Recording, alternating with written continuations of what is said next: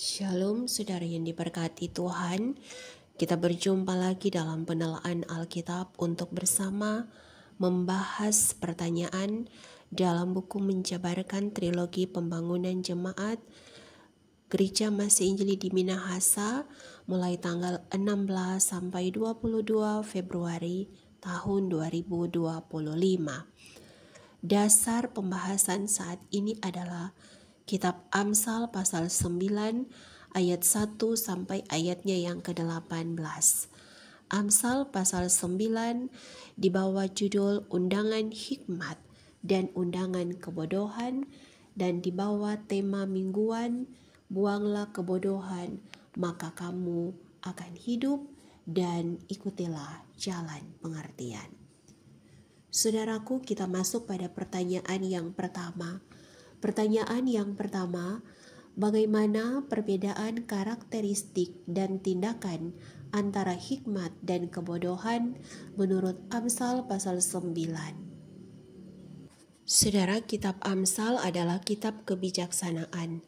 Isi dari kitab ini adalah merenungkan makna hidup yang sejati dan bagaimana menjalani kehidupan yang berkenan di hadapan Tuhan.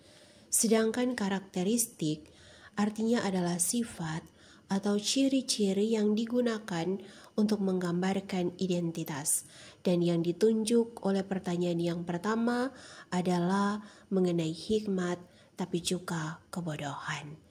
Saudara, hikmat dalam bahasa Ibrani hokmah artinya pengertian, pengetahuan, kebijaksanaan, atau kemampuan untuk mengelola segala potensi diri untuk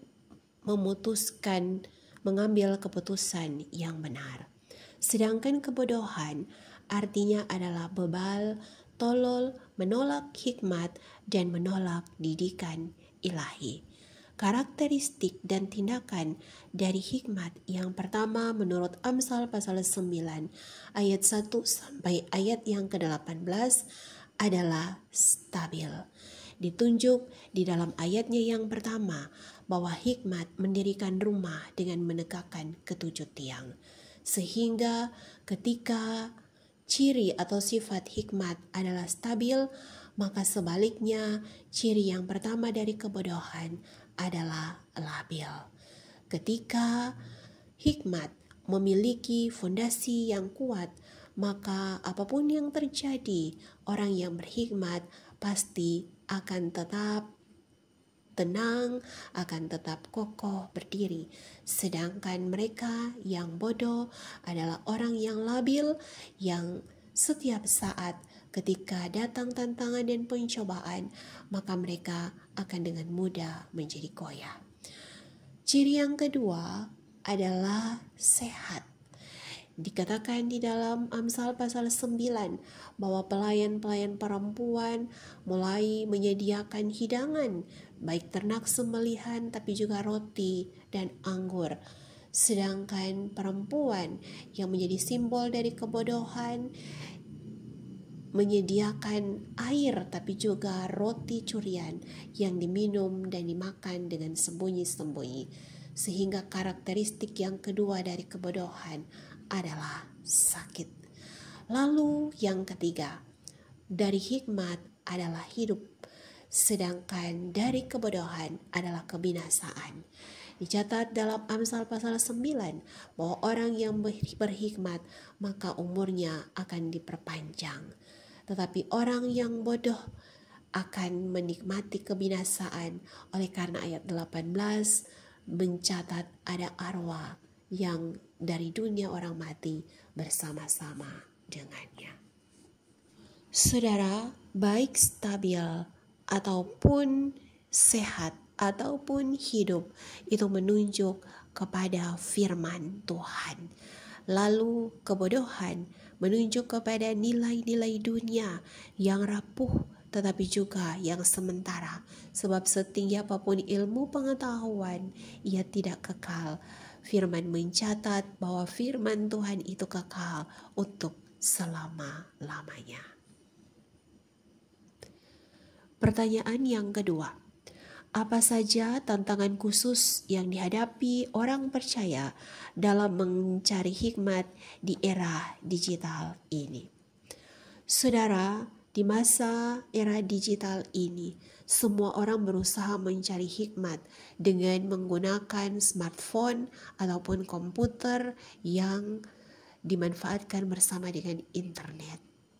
Dan karena itu, tantangan untuk mencari hikmat harus kita akui bahwa sebagai orang yang percaya, baik orang dewasa, bahkan anak-anak, menghadapi tantangan yang pertama adalah ketergantungan teknologi.